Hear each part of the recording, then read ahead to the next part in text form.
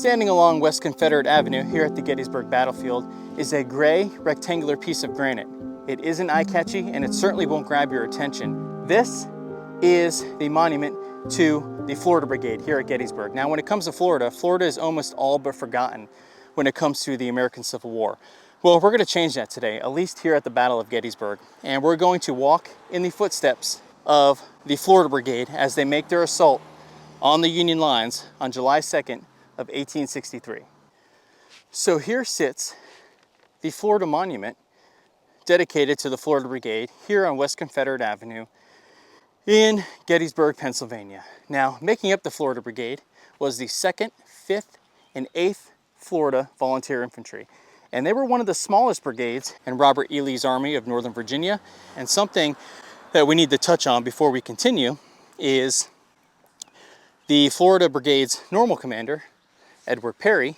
Well, he was out with typhoid fever. He contracted it a few weeks before the battle here, so he was not present, and in his place, David Lang would take command of the Florida Brigade. He was originally commanding the 8th Florida, but now he's tasked with leading the Florida Brigade in the bloodiest battle ever fought during the American Civil War.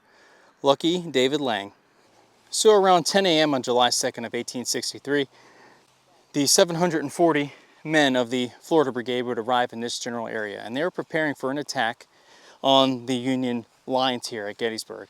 Now, in this general direction here, to the Florida Brigade's right flank, you would have had Cadmus Wilcox's Alabamians. And in this general area, you would have had the Floridians positioned. And on our left flank here, you would have had the Georgians under the command of Ambrose Wright. So he was anchoring the left flank here. Now, shortly after arriving in this general area, David Lang would send out some skirmishers on the other end of the woods here, and he positioned his troops along a stone wall. I don't know if it's still here, and if it is, it's going to be hard to see, but it was in this general area. Now, the Alabama Brigade to our right encountered a little issue when they first arrived here. They encountered elements of the 1st U.S. Sharpshooters here in the Pitzer Woods, and they also encountered the 3rd Maine Infantry Regiment. And remember, sharpshooters carried breech-loading Spencer rifles, which had a higher rate of fire. So Wilcox's Alabamians thought they were up against a much larger force than they actually were. So they called for help. So David Lang would form his Floridians into line of battle. But by the time this happened, the Alabamians gained the upper hand, and the Floridians were sent back to their original position here. So we moved, so I want to reorient you.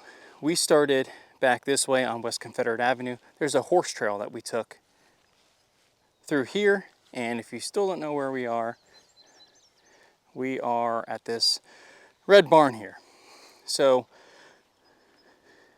around 3 p.m. on July 2nd of 1863, the Confederate forces that were lining this ridge here going all the way down, you can kind of see the observation tower in the distance there.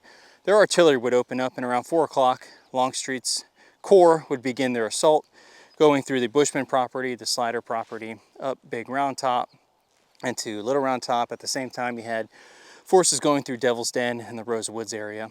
And you can see the Sherfrey property right here, along with the monuments around the Peach Orchard.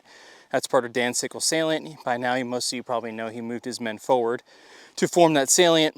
And over here, you would have had William Barksdale and his Mississippians emerge from the wood line here and begin their attack on the Peach Orchard. So scrolling back this way, now it was Wilcox's turn, and the Alabamians would emerge from the wood line before you here, and they'd begin their assault, and they would attack just to the left of the Sherfrey property.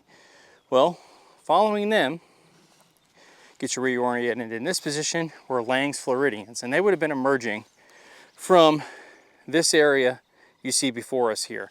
Now we're going to move over a little more so you can get a better look at their position.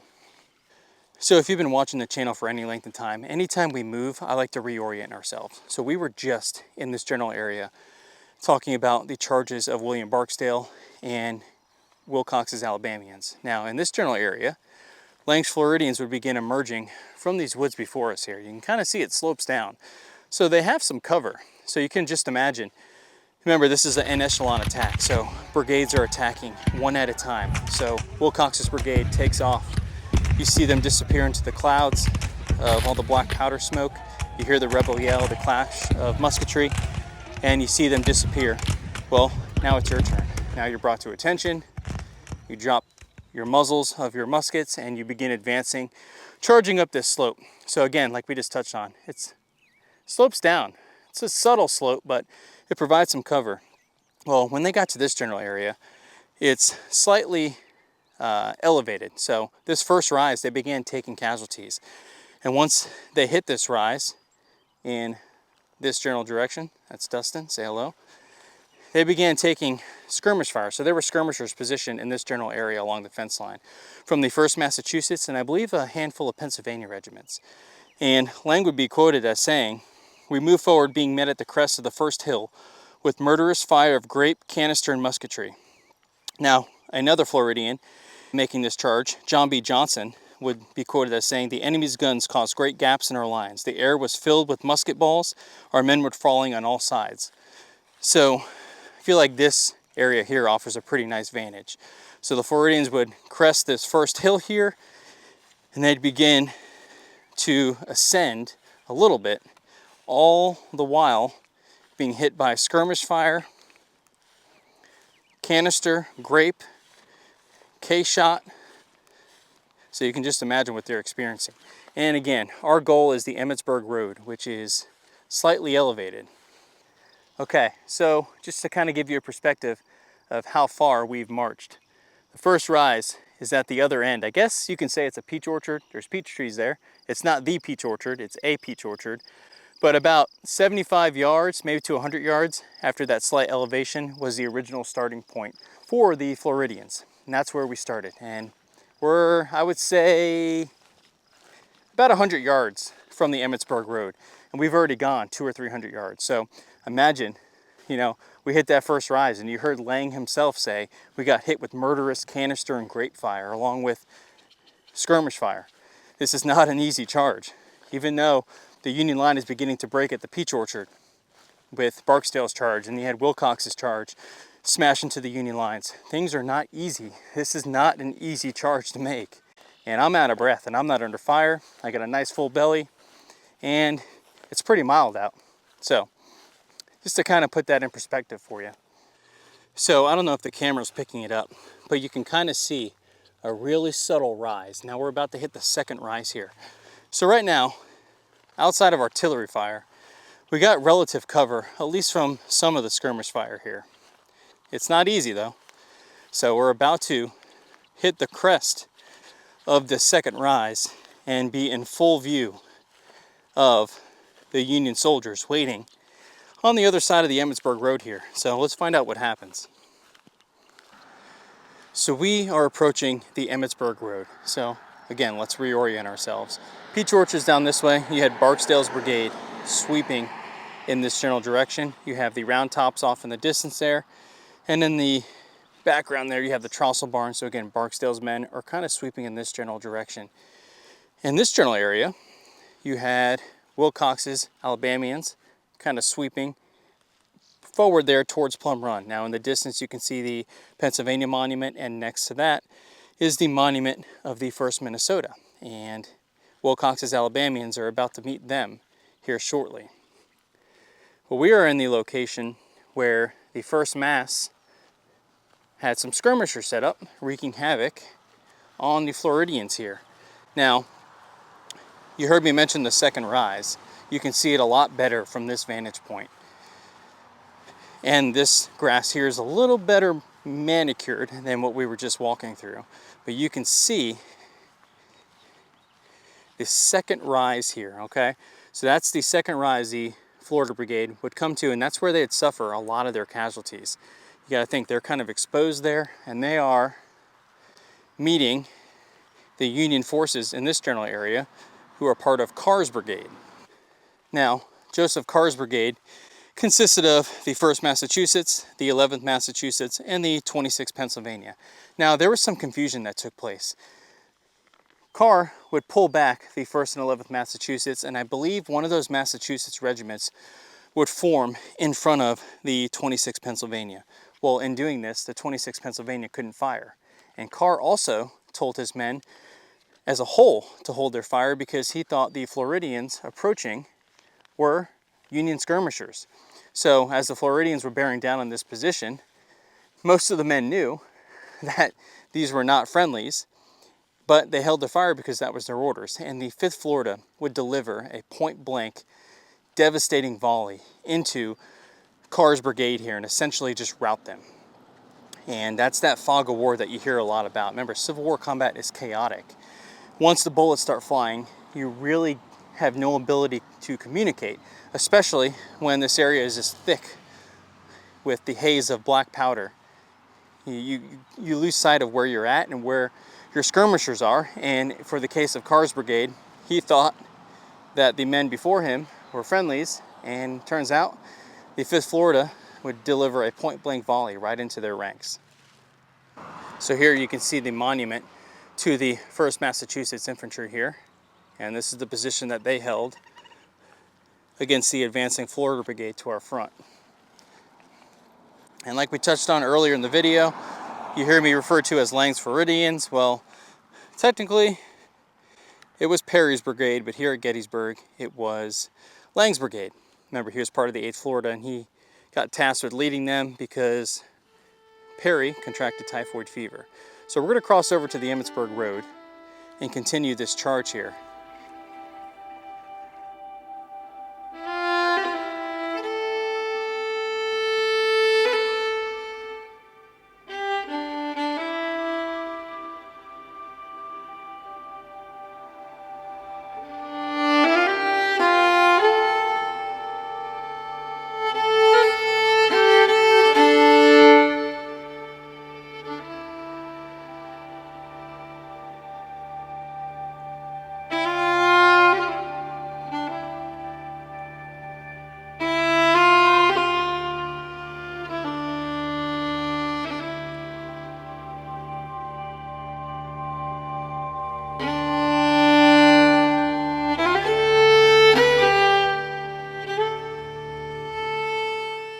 So what we're looking at now is the very field that the Florida Brigade would cross once they advance across the Emmitsburg Road. So they would come in this general area and they would advance in this direction. Now Lang would pause his advance because he needed to regroup his lines. His lines were scattered. You saw all the ground that we just covered. So there was obviously heavy casualties. You had units kind of essentially everywhere. So he paused to reorganize his men.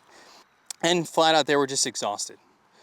Now, waiting to plug the gap here was the 19th Maine, and they were in this general area here. Now, the 19th Maine would take the field and begin exchanging fire with Lang's Floridians in this general area.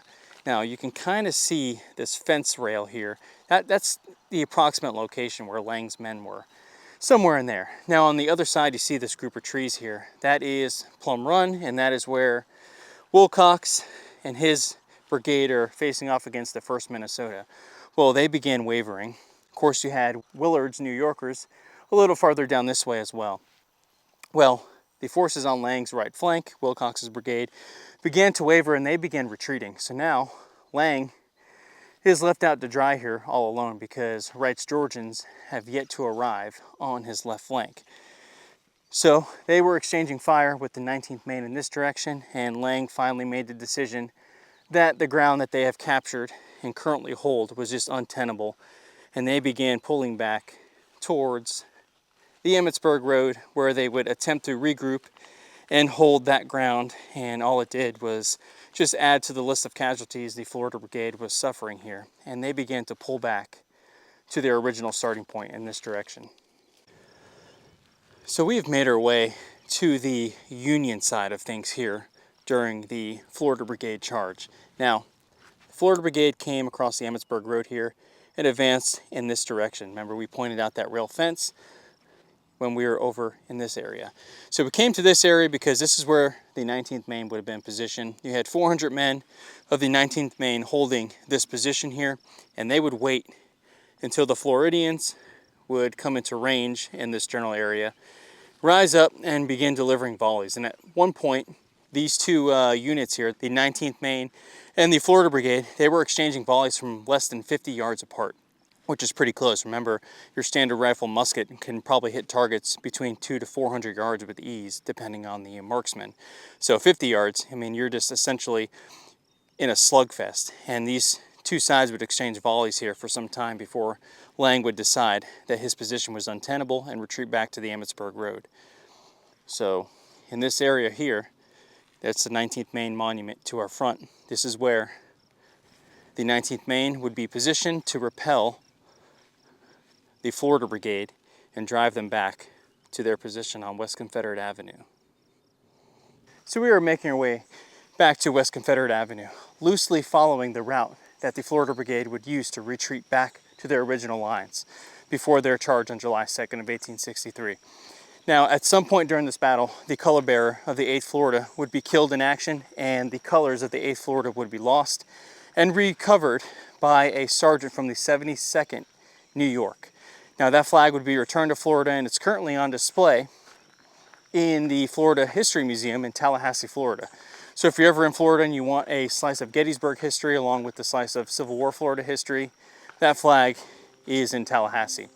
Now, something else to keep in mind is the Florida Brigade would participate in the ill-fated Pickett's Charge and essentially follow the same exact route that they just charged over on July 2nd of 1863. Think about charging over that very same ground that a lot of your friends are still laying on, and think about the psychological impact that that probably had on you. Definitely, Florida Brigade had a very tough time here at Gettysburg, and I believe they lost over 400 killed, wounded, and captured of the original 740 that took the field on July 2nd. I hope this video shed some light on Florida Civil War history and the men who fought here at Gettysburg.